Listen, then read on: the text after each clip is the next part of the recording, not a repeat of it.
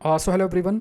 आज के current affairs topics जो हैं वो डिस्कस कर लेते हैं। Today is 10th of December. इन सारे टॉपिक्स का डिटेल डिस्कशन आप मेरे सेशन में देख सकते हैं। पहला टॉपिक ज्ञानंस स्टॉर्म है। तो यहाँ पे देखिए आदित्य L1 और +6 यूएस के सैटेलाइट है, उन्होंने इसे स्टॉर्म को आइडेंटिफाई किया जिसे स्ट्रॉन्गेस्ट सोलर स्टॉर्म 2 डिकेड्स में कंसिडर किया गया है।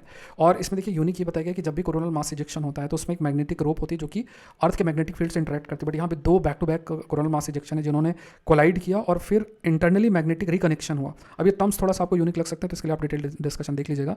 और इसमें जो ये रिवर्सल हुआ, इसके बाद जो स्टॉर्म बना वो बहुत ही बड़ा स्टॉर्म बना और कहीं ना कहीं जिसे हम गैरन स्टॉर्म भी कहते हैं। और ये जो यूनिक मैग्नेटिक रिकनेक्शन है ये इसको यूनिक बना देता है। फिर उसके बाद दूसरा टॉपिक जो है वो देख लेते हैं, दैट इज़ AI कॉपीराइट है। तो इसमें 2 बातों पर चर्चा हो रही है। मतलब यहाँ पे एक कमेटी फॉर्म की गई थी department of promotion of industry and internal trade के द्वारा, जिसने एक पेपर पब्लिश किया और उसमें 2 बातें कही गई कि जैसे AI को ट्रेन करने के लिए डेटा चाहिए, बट जो डेटा यूज़ करते हैं वहाँ वो डेटा भी कॉपीराइट कंटेंट हो सकता है।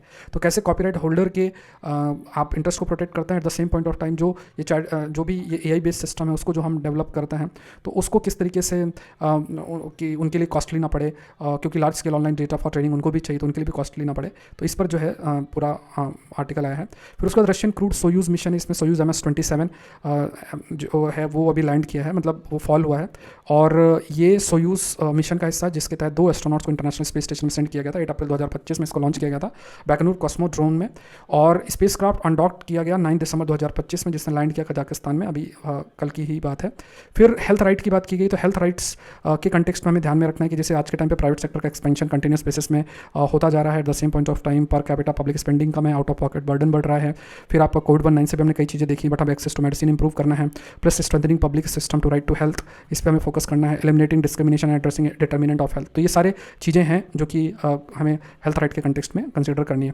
फिर एक गूगल क्वांटम इकोस की बात की गई है। देखिए ये बहुत ही टेक्निकल, इसका डिटेल डिस्कशन आप मेरे सेशन में देखिएगा, बट थोड़ा ब्रीफ में मैं आपको बता देता हूँ कि क्वांटम इकोस है बेसिकली जो इन्फॉर्मेशन स्प्रेड आपकी की जाती है, they spread and then they repair. तो इसके लिए एक टर्म यूज़ किया गया जिसे क्वांटम इको कहा गया है। और eight the same point of time इसमें देखिए प्रयास ये किया जा रहा है कि धीरे धीरे क्वांटम कंप्यूटर से अपनी कैपेबिलिटी डेवलप कर रहे हैं कि क्लासिकल कंप्यूटर ने जो इन्फॉर्मेशन एनक्रिप्ट कर रखी है उसे ईजिली डिक्रिप्ट किया जा सकता है, जिसे जो स्थिति या जब वो चीज़ रीच होगी तो उसे क्यूडे कंसिडर किया गया। तो इसमें हमें आउट ऑफ टाइम ऑर्डर कोरिलेटर के बारे में पता होना चाहिए, शोर एल्गोरिदम के बारे में पता होना चाहिए, ये बहुत इंपॉर्टेंट है। प्लस क्वांटम इकोस क्या होता है ये आपको पता होना चाहिए।